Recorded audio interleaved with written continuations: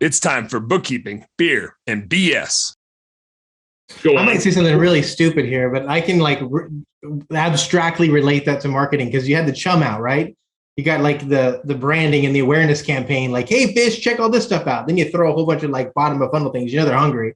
So then you throw all these things out and they like that one thing. So it all can relate back to it in some way. But you should experimenting or just like when you're talking, I was thinking about the online forums. So you'll say it's like, should I use Home Advisor? And then you'll have like 40 people say, Home Advisor sucks. It's the worst thing ever. Don't ever use it. You know, think about Yelp. I have a Conquer client in San Diego, 6 figures of Yelp income per year. I mean, everybody in Southern California, like the Bay Area, they use Yelp. It's just like the primary place people go. I guarantee you it's not working real well for your exterior cleaning company in Minneapolis.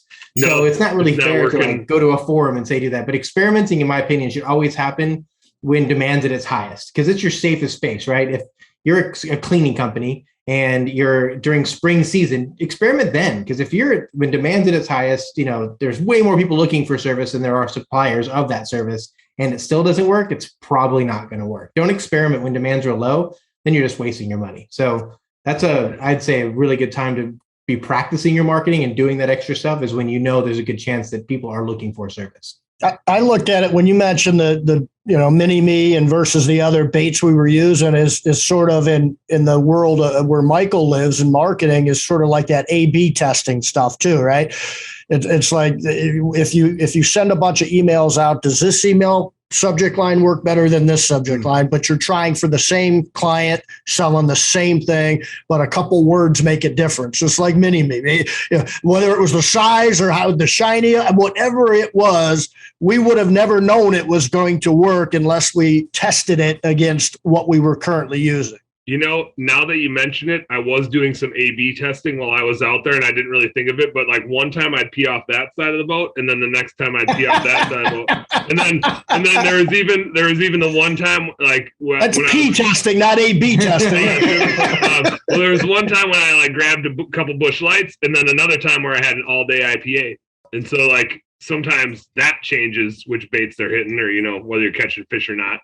If you're into the whole superstition thing, fishing superstition. You mentioned geography real quick in recruiting. I know, for example, I like to use, and it works well in Minneapolis, Minnesota, using general labor for finding window cleaners. But when we do it in our Ohio office, it doesn't work nearly as well. We use the job title window cleaner there. And words matter. If you smack me in the face with a sneaker, I would have no idea what the hell you just hit me with because I buy tennis shoes. I don't know what a sneaker. I don't know what the hell's a soda. Just go get me a pop. Well, I don't know what the hell a soda is. All that stuff matters in different parts of the country, and it's the same thing, I'm sure, in marketing because marketing and recruiting are identical. I mean, it's big time in recruiting.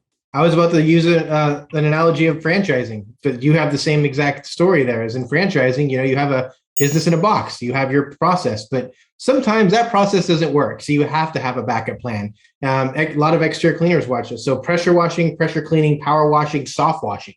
Like, what do you call it? You've probably heard old ladies say, I don't want you to power wash my house. I want you to pressure clean it. Like, okay, sure. Yeah. We'll do that, right? Let me just quick change over everything. Okay, man, I'm back. So you have to watch. The words you use matter, and what works in one market is not going to be like perfect clone in another market. It's important.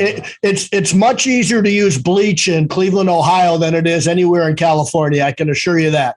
Yeah, and the word sodium hypochlorite, whatever, that also right. Then they've Googled it, and they're like, doctors now.